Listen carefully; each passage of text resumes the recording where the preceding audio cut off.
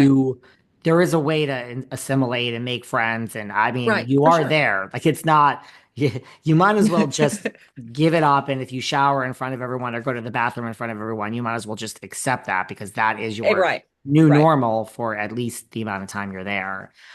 Is she so look, there is this gray area of like she was on the show. It's called Real Housewives of Potomac. She's obviously not returning next season, but do you foresee, regardless of what you recommend and you don't recommend her on the spot, like there is a world in which whenever she gets out, like this was just season 9, which just passed, she won't be on season 10. I don't even know if the year at home she even could be on it. So let's just say season 11 or 12. But like, do you see them holding her job or wanting her back when she gets out? I mean, they're not going to hold the job, they're going to fill the role. But when she gets out, do you foresee her going I back? feel like at a limited capacity is what I heard. So I don't think she's going to be able to go back in the role that she was in or like the role that she was in. I think they may have her on to talk about kind of what happened and how she's doing.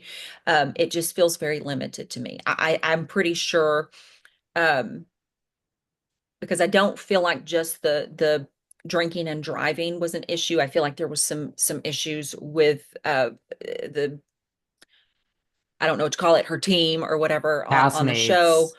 Yes, her housemates. I feel like there was some issues there. Um, and I feel like Bravo is just not going to want to repeat that.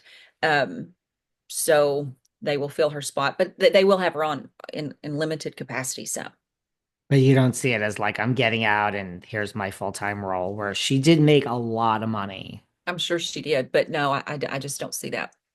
Do you foresee like there's one woman in particular? Like she does have friends from the show. Sometimes when the chips are down, you find out who your friends are. Who Some your friends really, are. Mm-hmm. and some surprise you. Like the last person you really ever would expect to be there in a time of need is. Shows And up. Yeah. yeah, and other ones you're like, well, we had the greatest relationship all of a sudden. You want nothing to do with me because I have an orange jumpsuit on or whatever it's going to Right. be. There's one woman, like, do you see like there's this woman, Giselle Bryant? Do you see her as a good friend? Like, do you kind of see her as standing by her throughout this Um, process? I feel like Giselle, as long as she is trying, I feel like Giselle would stand by her and be her, a support when she's out and home. I feel like if she's seeing repeat behavior, not really, because I feel like Giselle would, has a lot to lose. So I don't think she would put her career um, and stuff on the line just to be a friend. But she would be a good friend as long as when she comes out, she truly tries. Like there can't be any repeating patterns.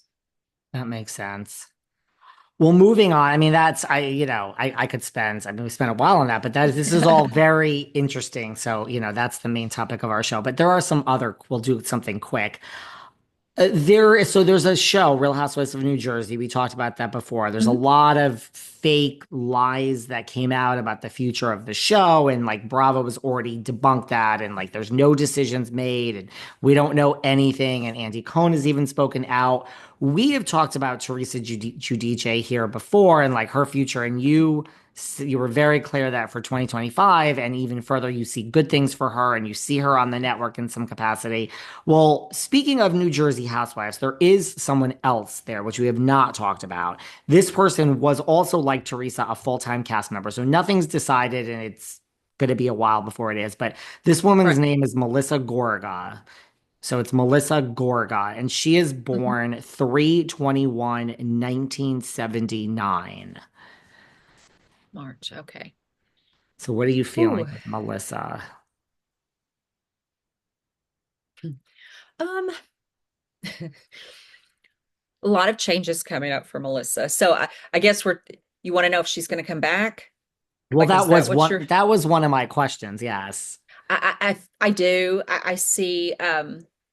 Until it's full circle with her, yes, I do see her kind of coming back. She's got a lot of changes though, opportunities.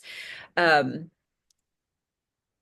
like this year for her, there is quite a few opportunities coming up, and I'm assuming it's something to do with her family, like it's a family thing. But um, I do see her back on the show, and just her. Okay, so here's a little thing. Some type, like she's going to reinvent herself. Like when she comes back, her personality is going to seem a little different. I don't know. I kind of feel like it might be pushed a little bit, like, this is what needs to happen in order for her to continue, or order for her to, get the X and O on her paycheck. Um, but I really don't see a whole lot of problems with her coming up. She likes what she does, and she will do whatever she needs to. But I'm a little concerned with this opportunity that's coming up. It looks like April, May, uh, because that may throw a little bit of a kink in the Bravo thing. And I actually think it may be with Bravo. So it may throw a kink in the Desperate Housewives thing. But yeah, she would come back for sure.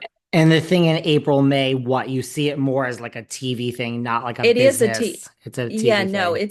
it's definitely a TV thing, and it's like there's family involved. Like I don't know, I'm not a screenwriter or a TV person, so I don't know. But however that is, it's like a family thing. Does she have a daughter? She has a daughter. Yep. Okay, it has something to do, like her and the daughter doing something. But yeah, yeah, and it would be a good opportunity. However, I would like to tell her, if she watches your podcast, don't take it, because it's not going to be as big as the one you're already on. Oh, she watches this podcast. I don't know if she admits that she watch. Well, let me put it this way. She will never admit that she watches or listens to this podcast, but she listens to every word. Let me just tell you. I'm sure she does. I feel the energy. So yeah. Don't It lie, could, girl. right, like don't lie, Melissa. It could be maybe like a spin-off, like they It do could offer be. spin-offs, Hmm. maybe they're going to come and offer her some type of show.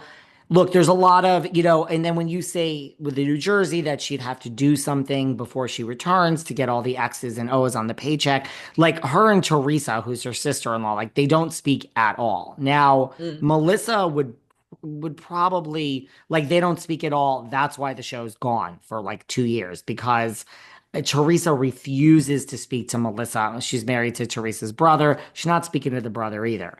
So Oh. they're just like, we already had a season like that. It was fine. It doesn't work. Melissa, I think you could just, I think she would speak to Teresa for the sake of the job if someone said, just speak to her and fake it. The problem is the audience isn't dumb and we are way past that. Right. Teresa also has said, I don't care. I will not speak to her. Now, but Teresa is not in a position to just turn down $1 million or $2 million.